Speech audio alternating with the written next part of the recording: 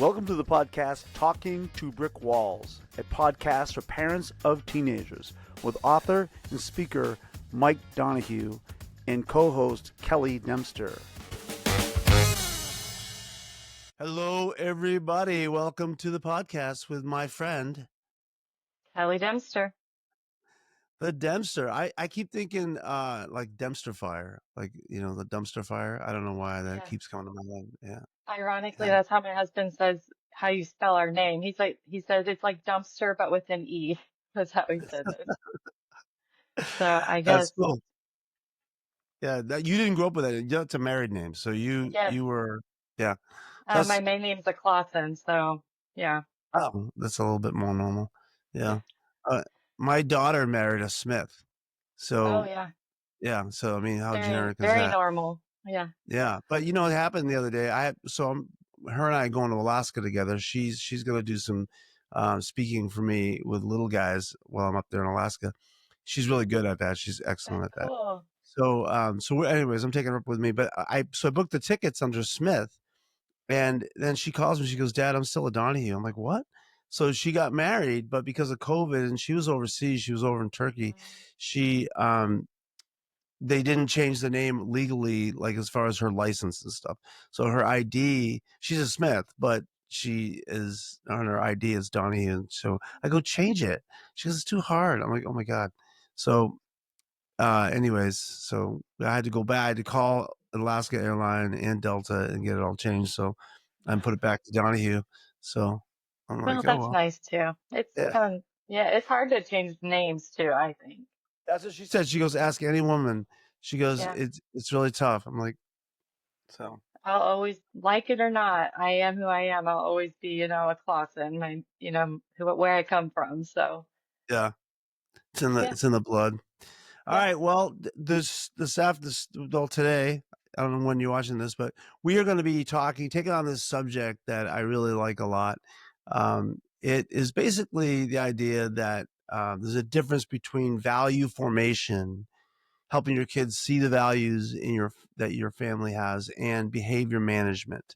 Right. I think that tension with parents is there all the time. It's like I want my kids to behave right, and I want them to have good values, but it's easy to focus on managing the behavior rather than helping them with the process of you know adopting those values or having those values. I talked about this before in the podcast, but my son went through a time where he didn't laugh at a dirty joke at his school, and it was really what it came down to was it was a value that he had. It wasn't a rule that we had in our house. I didn't say to him ever, "Don't laugh at dirty jokes."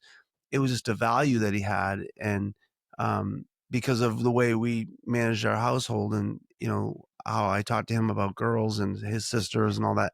And so anyways, it ended up costing him because some kids made fun of him, and we talked about that a little bit. But the bottom line is that told me that he was learning some values. He was getting values, um and so we're going to talk about that. We're going to talk about 5 things that have to do with helping your kids form their values. Kelly, before we get started, why don't you do you have anything that you want to just add to that?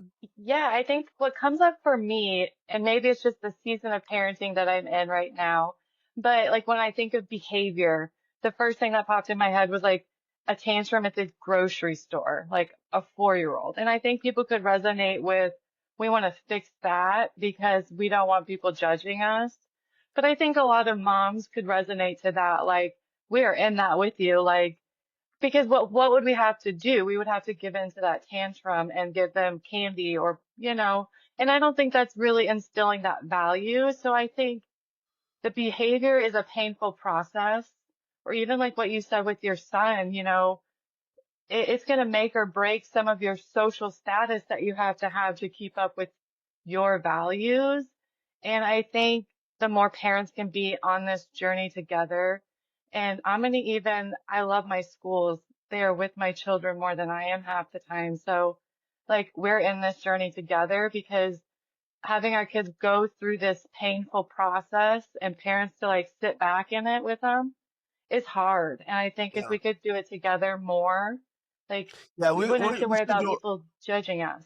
Right. We should do a whole podcast on that as far as because I work in the schools, all over the country, and they're definitely yeah, schools really do want to work with parents. I really believe that.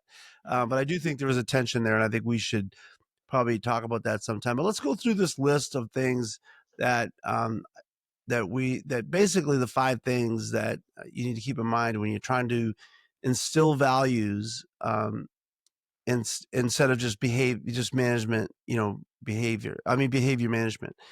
So focus. Number one is focus on the root versus the fruit, right? The root value is important, right? So value formation focuses on the root. The internal beliefs, the character and moral compass that drive a person's choice. That's what you're really trying to instill in your child, right? Is character and an internal belief about life that is good, is moral, and has a good focus on others and whatever you're that's subjective, right? Because every family is different as far as what Yeah. they value and what they care about, but it's important that you're not just saying, okay, we do this in our house and this is the way it is. You just got to do it, right? Because behavior management focuses on the fruit. It focuses on the visible actions and habits that we try to control and correct. So if we're just correcting behavior all the time and not helping them see why this is important, that can be an issue. What are your Yeah. thoughts? And I think it's their journey. And I think that's the beautiful part about like creating these habits is it's my journey, it's my husband's, like we're all individuals having like different experiences in life.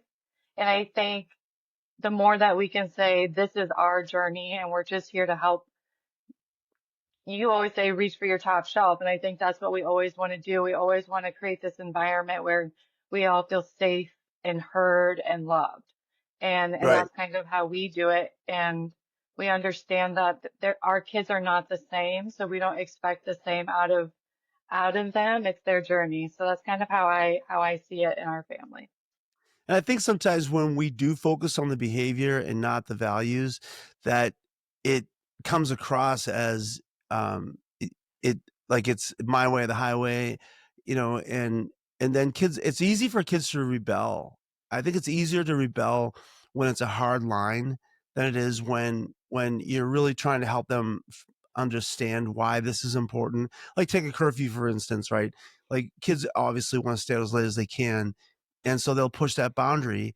And you could say no, you got to be in at 11. If you're not, you're never going out again, or give me your phone or whatever. And that's a focus on the behavior. And I'm not saying you don't need to do a little bit of that, right? There needs to be a hard line for sure, Right. but helping them understand why. Like, okay, so let me talk to you about what happens after 11 o'clock at night. It's usually not good, right? I Hmm. mean, Hmm. there's bad things happen after 11, and here's why. Maybe some stats. It's easy to look up, like Right. as far as even your local town, you could even find out what crimes get committed after 11 o'clock True. or whatever your time frame is, whatever. Yeah. But accidents and things like that, and drug use and substance abuse things, like basically bringing them into the process so they see it. And again, even if they don't agree with you, you've kind of had that discussion with them so they at least feel heard and Yes. feel like, okay, they're inviting me into this process. And maybe there's a compromise. Maybe you go, okay, 11:30, and they feel heard. You feel like they heard you and you heard them, and this doesn't become this big thing, right? Yeah. But Something you know, we've done is like before I set like a hard line is we ask them like with curfew, what time do they think is appropriate? Kind of see where they go first, and then maybe you can find some balance in between. Because I think the key word is like understand. Like we all want to feel understood. We're we're raising children to be like these adults and humans, not it's my way or the highway. And I love that idea of that. We got to meet them in the middle. yeah, I love that too. Second thing is the motivation is internal versus external, right? So value formation builds internal motivation. A team will choose the right chooses right because it aligns with who they are. And that's a whole different thing than behavior management, because behavior management often relies on external motivation, right? Rewards, punishment, fear of consequences. Like if you come in late, you're going to be, we'll take your phone, or what, you'll be grounded for 2 weeks or whatever. And that works, but it doesn't instill value formation. It doesn't help them with the value, Mhm. right? So, um, when you start to see them understand why there's a rule, and then they it's like they own the rule. They think it's important too. Right. That's where you're trying to get to, because that's an internal motivation. And oftentimes they will protect that rule even when you're not around, because it becomes part of them. It's Yes. who they are becoming. That's what happened with that whole dirty joke thing with Keegan. Was he really understood, why we value women, why we value girls. And that's what it bothered him in the locker room when they were talking dirty about girls. It bothered him. And it bothered him. Not just because he was like, oh, dad's gonna be mad at me if I laugh at this joke. I wasn't even there. I wouldn't even have known. I would never have known, you know, if he had laughed at the joke or not. But it became part of his DNA, like his emotional DNA. And so I think that's what we're trying to get to, is that internal. Um, it lasts longer if it becomes more internal than external. I think that's like the part that I'm most aware of is how do we help our kids stick to their values when kind of the social pressures I think my kids are seeing and a lot of kids kind of go against the internal versus external. So I think it's like our only hope when we send our kids to school is when things come up, because it's going to every single day, that they can stick to their value versus acting that out in a behavior, you know? Right. So I think that's just our due diligence is to sit in with them and go back to understanding what they're going through when they're not with us. Right. And the third one here is exactly what we just talked about, is the outcome. It's ownership versus obedience, right? So if they own that rule, we're happy, right? If they Mhm. own the value of it, right? They may change their mechanics of it and how they work it as adults as they get older. But if they I know my son still values women. Like he still is, like he's 32 and he's still in his own way. He, just really, that's part of his DNA now. And so it plays out different because he's in a Yes. different situation now. But that's what I'm proud of, So he adopted that value. um and it's not just, oh, dad's not gonna like me anymore kind of thing, Right. and that's what we're going for, because we want them to be able to act these things out when they're not around us, right? Hmm. Like it bothers. I have a daughter that really gets upset when people get taken advantage of, and that's part of our family DNA, is that protecting the weak, and that was a value of ours, and now she walks that out in her world. And I think that's what we're trying to get to, is so they carry this rule. I have a friend of mine who's she was in a Christian school, and she told me that she was just basically told, this is what we believe, and as far as behavior goes, and no bad music, no bad movies, no opposite sex stuff. I mean, no, no, no, no, and all these rules. And she said when she got into college, she just went nuts. She took off and drank and did all these crazy things. And because she never owned the rules, she was a good girl. She didn't do any of those things in high school because she was afraid of the consequence. Hmm. And then when she was released to go do her thing, be an adult, she just experimented with everything because it was like abstinence. Like, no, no, no, no. She's like, what's wrong with this? Instead of them helping her see that here's the reason why. And she might have messed around a little bit and experiment with that stuff in high school, but I think I would rather have that than her. Hmm. She actually got into a car accident, and it was a drunk driving situation, and she got hurt. I mean, she got the scars are on her body today from that accident. And she's recovered, and she's now realizes what really happened to her as far as the rules and all that. But that's what happened. She didn't own any of the rules that they were instilling in her, but she obeyed them all, but she didn't own Right. any. Actually, I was getting my hair done And we were having this exact conversation is, would we rather our kids push their limits because we're all human, we're all going to do that while they're under our roof. So we're there to kind of continue to guide them and keep those values at their foundation, or would we rather them like do it at college and not have a compass, and just not be really rock solid? And I mean, I would choose neither if I had the option, like, but that's not realistic. So Right. I think as a parent, I have to just be confident in who I am, because I Right. think that has a lot to do with what we're teaching our kids is to be confident that, I actually am looking at a sign that one of my kids made. I should show this because I think this is really cool. It was when I worked at the health department, but they said they wrote, "It's okay to not be okay." Like, and I think that's so important. Like, we're gonna not be okay probably parts of our days. And I think how do Yeah. we go through that is the most important thing I want to help teach my kids, because I didn't really have that growing up. So it's super important to me, and that's probably a value of mine is the awareness. Because we always say information is power, is knowledge. And that's all I can do to my kids is give them the information and pray and hope and pray that we've done our job as parents to keep them solid in who they are. Yeah. Exactly right. All right, number 4, approach long-term investment versus immediate control, right? It's basically having that mindset that this is a long-term thing. Like putting rules in and making them obey them is faster, it's easier, and it's more convenient for the parent just to go, no, my way, the highway, kind of thing. And that might get you the results you want short term, but long term, again, that's what that girl, she just took off and went crazy.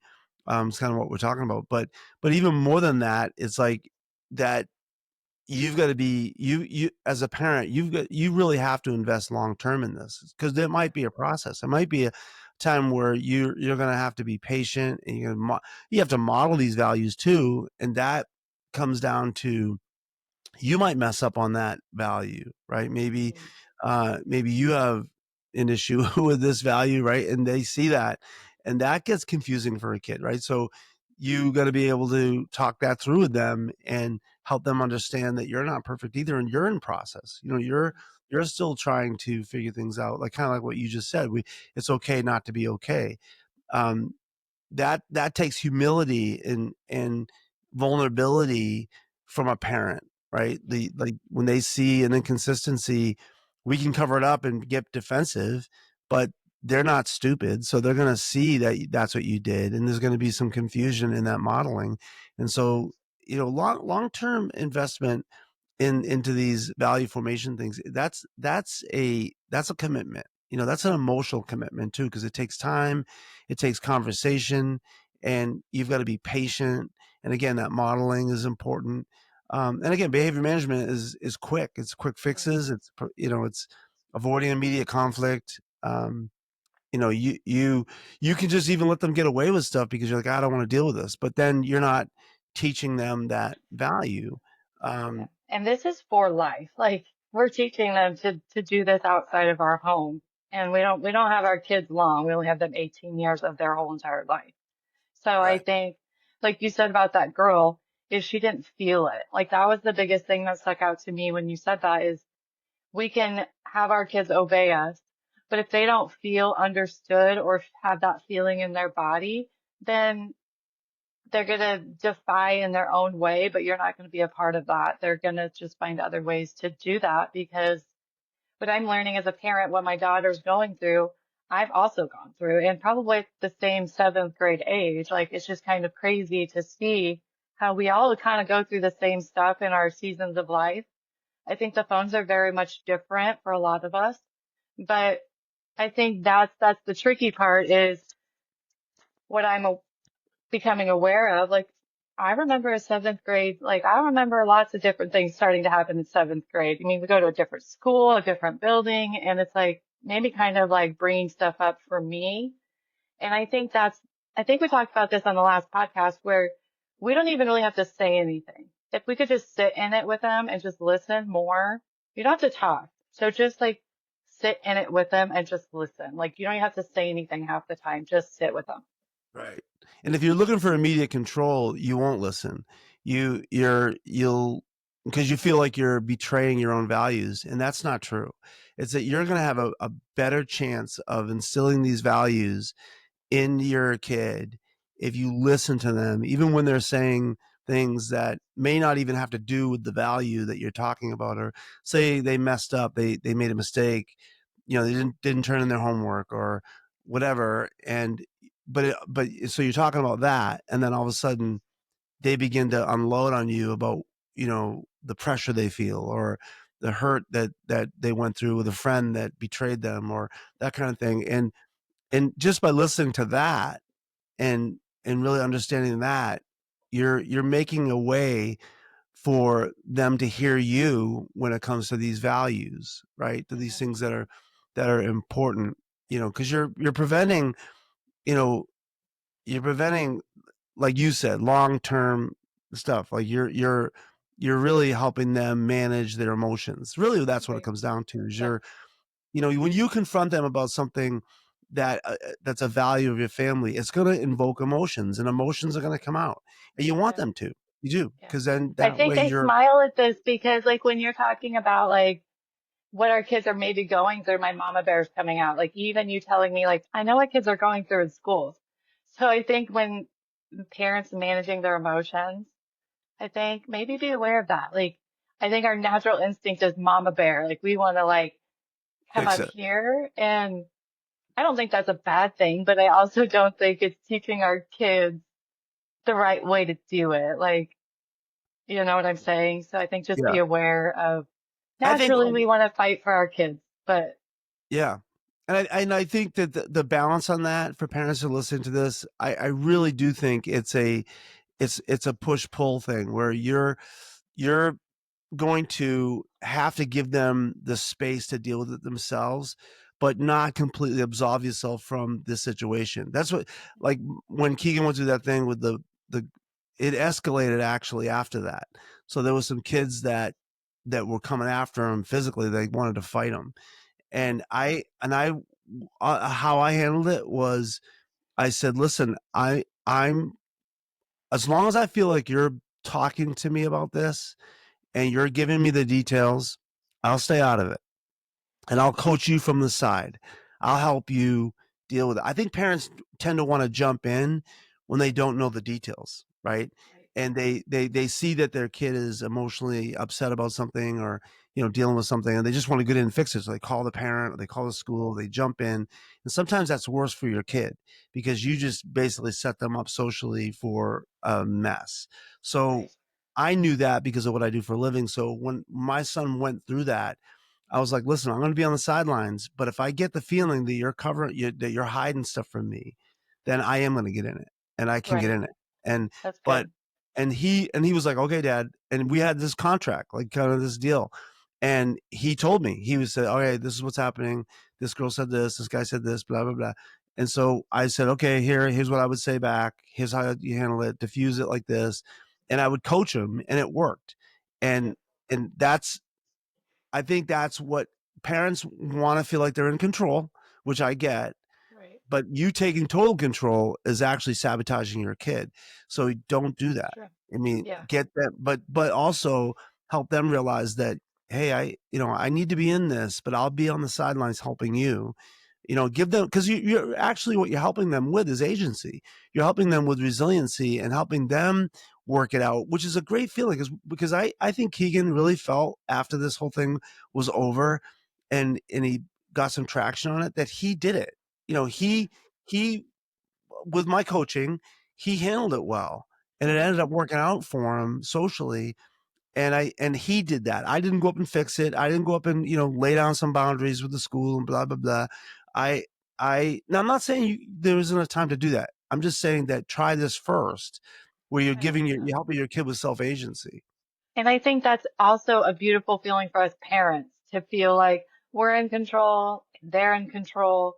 I think that's really kind of cool just to kind of give that idea and that concept because awareness was everything for me in trying to figure out this whole parenting thing. And And I think you can kind of feel it when something resonates, when someone says something, I think feeling it like, ooh, like that's something you should write it down and try to apply it every day. And I think that's the habit change that I seek as a parent and, that I want parents to kind of just recognize like we're all going through this life. And like you said, Keegan's 32 now. So the feeling that you've had knowing he's an adult changing how you handle it because that's just natural.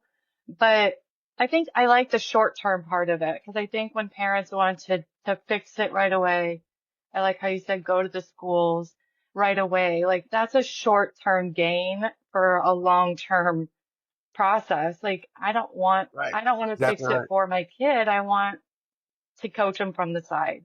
And I think that's Yeah. really kind of cool. Yeah.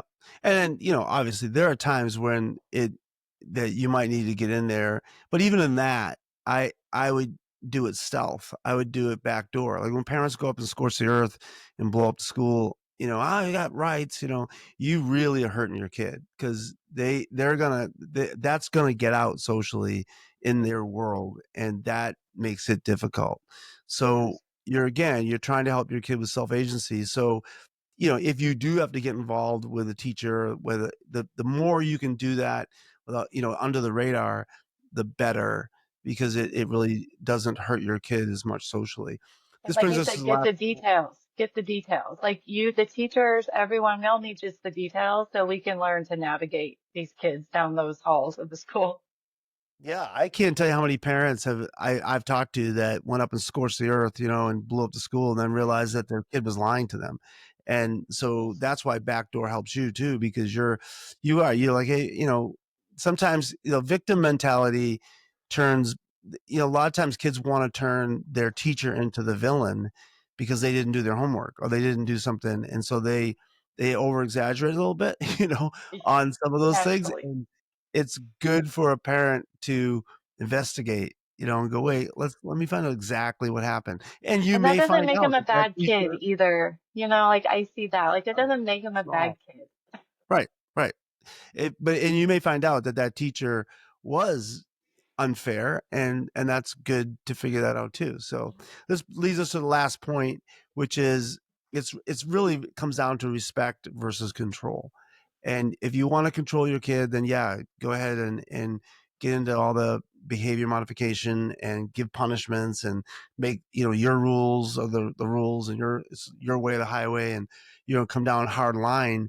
But it doesn't invoke respect, right? And that's what you want. Like I like the fact that my kids and I have a respect, right? I might have been hard on it at times, and things like that, but they understand, what's important. I have a funny story. My daughter, my youngest daughter, was going through a time where it was just a hard time where she um was just really questioning a lot of things, and she was upset, she was angry about life, and all six of us were in the car. So we're sitting in the car, and it was my wife wasn't there, it was just me and my kids. And was sitting there, and one of my daughters, the other daughter, played this video of this. Basically what it was this value of our family was in this video. Like basically it's a churchy thing, but it came down to like somebody really loving somebody when they were as mean as they, big, like really, this person didn't deserve love on a human scale. Like it just, they were being real jerks, but somebody loved them anyways. And there's a punchline in it. And as soon as the punchline hit, I'm gonna cry. It was my daughter who was sitting on the driver's side, on the passenger side, with her arms folded, ticked off about because we're even watching this video. She's mad, and then this punchline comes, and she loses it. She goes, "Gosh darn it!" And she starts to Oh cry, my goodness. and all of us will just looked at each other because we were like, "She's fine." That's sweet. The values are in her. She just right now is acting like she doesn't care about him because of life stuff. She's, and it all worked out. She came in for a landing, but she was crazy for a while, and that's what they do. They're gonna Yes. push boundaries. They're gonna do all this stuff, but the your patience and your helping them see the important things of life, the character and the morality and things, why we do the things we do and why we care about the things we care about. And again, it's why. You can show them what, but Mhm. when you get to why, and they get the why, they understand the why. Man, that's a good feeling. Right. And I think what resonates with me is I feel like my only hope, well, one of my only hopes is that these children like me as an adult. Like, and they want to hang out with me and be my best friend when they're grown. Like, that's my only hope. So I think the only way to get there is to get there together and help each other feel understood and something like, and I think when times get hard, understanding that we have this foundation and we can like apologize too. Like righting our wrongs is very important as a parent. Sometimes we get overstimulated and we get crazy too. And Yeah. I think it's important to teach them to like just come back to who you are. And whatever that looks like for your family, that's we need to do more of that and less of taking in the external parts of life. Because I think it's easy to get caught up in what's going on outside of our out of our life. Something it's very true to my life actually, and something that my husband and I were trying to hold each other accountable to that is like just remembering who sits at our table. Like it's our family and we need to just sometimes remember whose opinions matter the most. It's those that are sitting at our table that know what we're going through every day. And all the outside noise, you can kind of just take it or leave it. Yeah. Yeah. Yeah. Yeah. It comes down to respect. And I want to close with this. Not like, I have 5 kids, right? Some of their values and some of what they've figured out in life is different than me. And you know I'm more conservative probably than my son is, right? And we have debates and we talk about stuff. But so what exactly what you just said, there's a respect. He knows why I came up with the values I have, and I know why he came up with the values that he has, and there a lot of them match. They really do. We got into a debate the other day about the tariffs and stuff, and I what it came down, asked, when the conversation was over, I said, Keegan, we probably have the same heart on stuff, but we just have a different approach on things. And he was like, yeah, and that's it. That's it. We have the same heart. Like, it's the same values as far as But sometimes the mechanics going to be different, and I'm not going to let the mechanics of how he lives his life interfere in my relationship with him. Like, I'm Right. gonna love him no matter what. I don't care if he becomes a raging liberal. It would be tough, because I'm not. I'm liberal. I would just say this for the audience that doesn't tune me out, but basically, I'm probably more socially. I'm probably more liberal, but as far as money and security of the Right. country and things like that, I'm probably more conservative. But anyways, whatever, but Yeah. there's room there, and that's the thing too, is there's a privilege of process. Like, we give each Right. other room to kind of figure it out. And Yeah. I've changed my opinions on things based on what my son has said to me, That's because so he's cool too. not. Yeah, yeah, he's teaching me some things, That's right? respect. That's Yeah, respect. I think right. my kids, what I'm seeing and what we hope, I think as parents is they're the best versions of us. Like she's got a lot more guts and confidence and boundaries and values at her age than I ever did. So I think For real. that approach is going to look different. And sometimes I'm like, ooh, I would not be so direct, but the heart is still the same. So I think that's Yeah. really cool to kind of see as a parent. Awesome.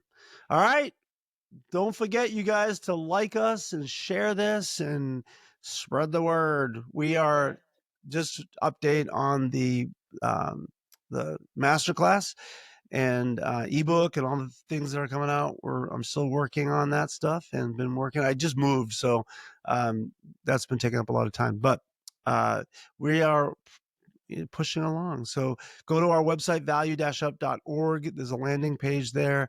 Gives you more information. You can sign up for our newsletter. And I'm going to talk Kelly into putting together a blog um, for this newsletter once a month. So Ooh, like a mommy blog. a mommy blog for teenage moms. All right. Thank you, guys. Have a great week. We'll see you next Thursday night. Take Bye. care.